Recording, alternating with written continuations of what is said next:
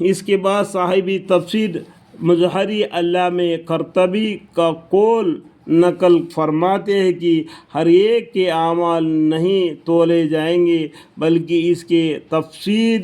ہے اور وہ یہ ہے کہ لوگ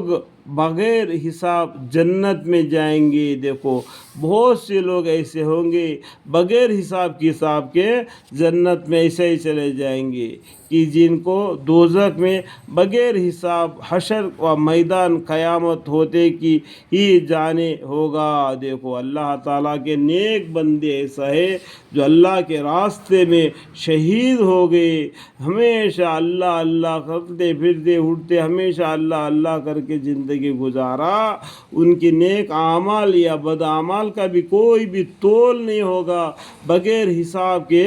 جنت میں سیدھے چلے جائیں گے۔ جن کے دوزخ میں جن کو دوزخ میں بغیر حساب حشر کا میدان قیامت ہوگی کہ جانا ہوگا، ان دونوں جماعتوں کا یعنی کہ اعمال نہ تولے جائیں گے اور ان کے علاوہ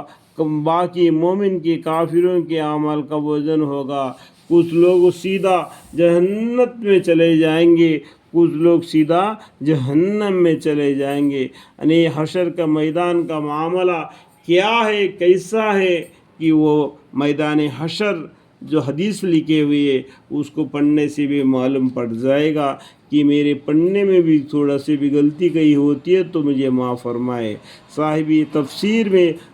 مظہری اس کے بعد فرماتے ہیں کہ علامہ قرطبی کا یہ ارشاد دونوں جماعتوں کے مسلکوں اور دونوں آیتوں پریاد سورہ کہف اور آیت سورہ مومن کی مطلبوں کو جمع کر دیتے ہیں۔ حضرت حکیم الامت قدس بیان القرآن میں سورہ اعراف کے شروع میں ایک مفید تمہید کے بعد ارشاد فرماتے ہیں کہ اس میزان میں ایمان و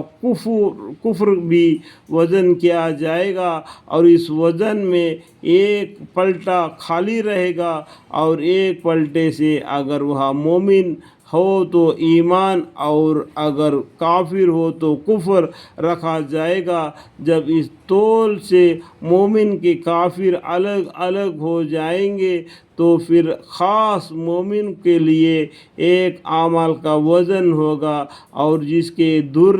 منصور میں حضرت ابن عباس رضی اللہ تعالیٰ عنہ سے روایت کیا گیا ہے کہ اگر حسنات غالب ہوئے تو اچھے اعمال غالب ہوئے تو جنت، اور اگر سیئات غالب آئے یعنی غلط اعمال غالب آ جائے تو دوزخ، اور اگر دونوں برابر ہوئے تو اعراف تجویز ہوگی، پھر چاہے شفاعت سے پہلے سزا یا سزا کے بعد مغفرت ہو جائے، اور دوزخ والے اور اعراف والے جنت میں داخل ہو جائیں گے۔ اعراف کا مطلب کیا ہے؟ ایک پل ہے، جیسا ایک ندی ہوتا ہے،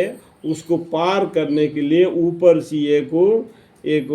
برج بن جاتے ہیں کہ وہ ایک پل ہو جاتا ہے کہ وہ اعراف مطلب کیا؟ جنت اور دوزخ کے اوپر سے ایک پل صراط رکھا جاتا ہے، اس کو بولتے ہیں اعراف۔